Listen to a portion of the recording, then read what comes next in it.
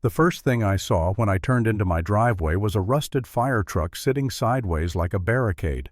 Not kind of in the way fully blocking the only lane to my house, dripping dark oil onto the pavement.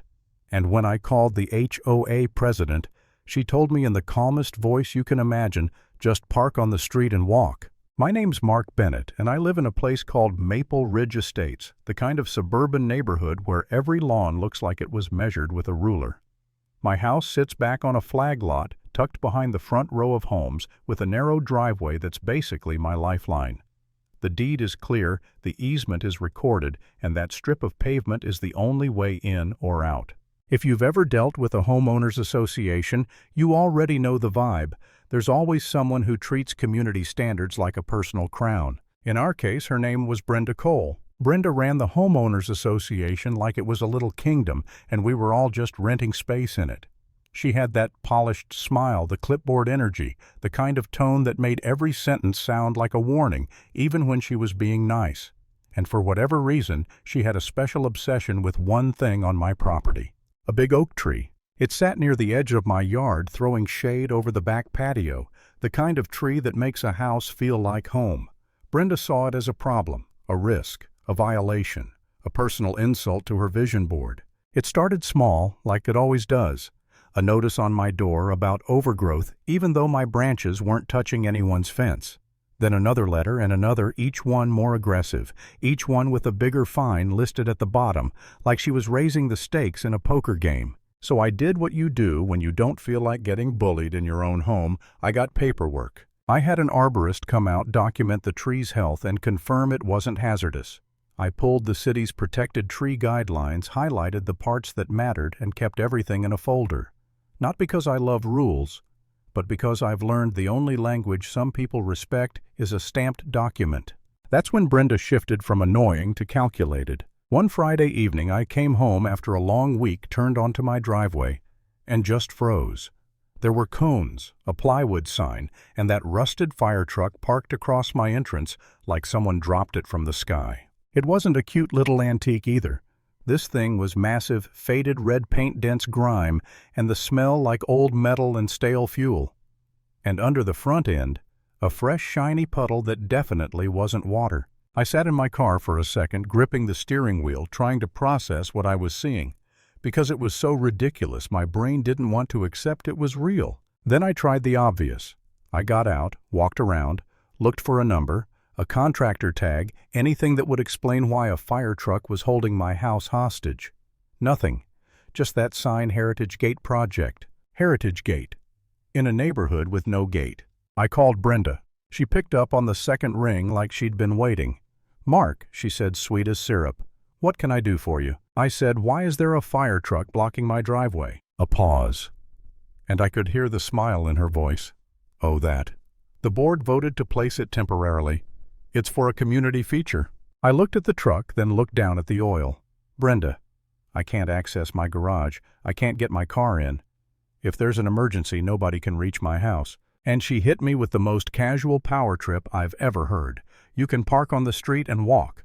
It's not that far." I said, "This isn't common property. This driveway is an easement." She let out a tiny laugh like I'd told a joke. "It looks like common property.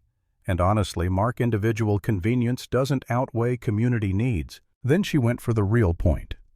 "If you'd been more cooperative about the tree, we might have been able to avoid complications like this." That's when it clicked. The fire truck wasn't a project. It was leverage. That night I carried groceries from the street like I lived in some weird punishment simulator.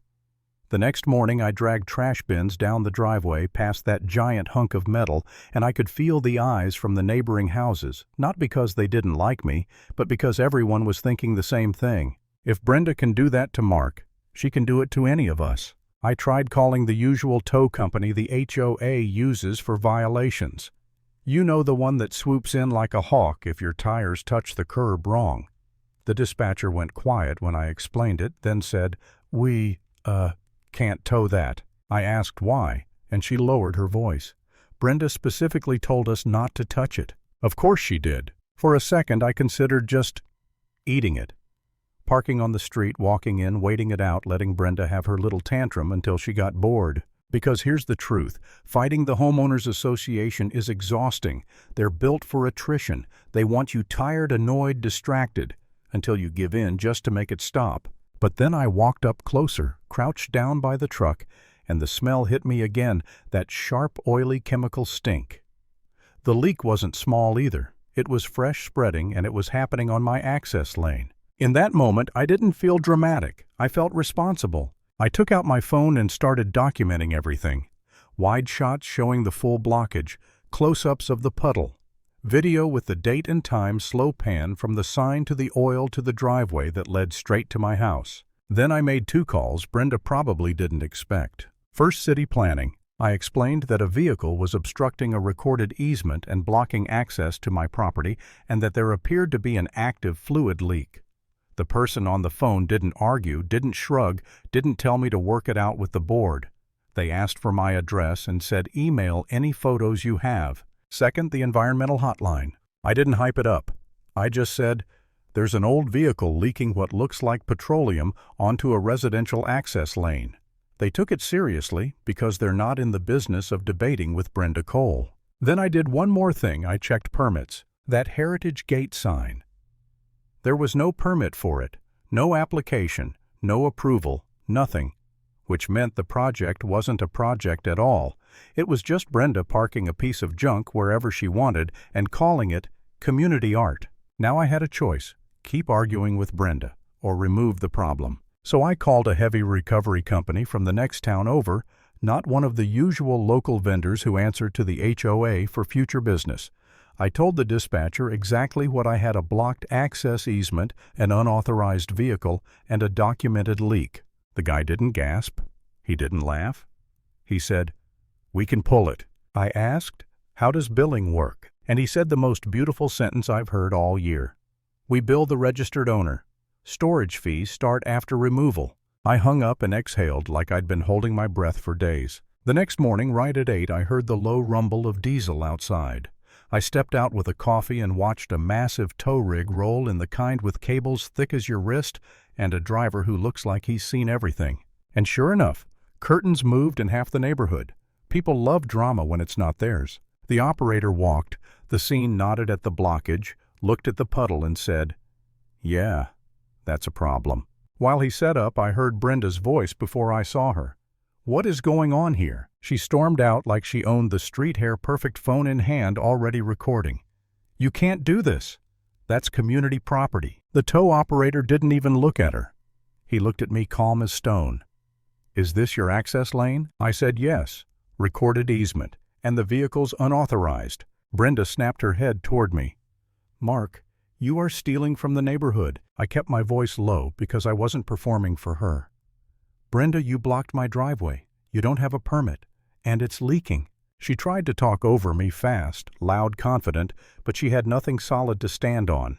No paperwork, no permit, no legal right to do any of this. Then the operator hooked the truck, tensioned the cables, and that rusted Heritage Gate centerpiece started to move.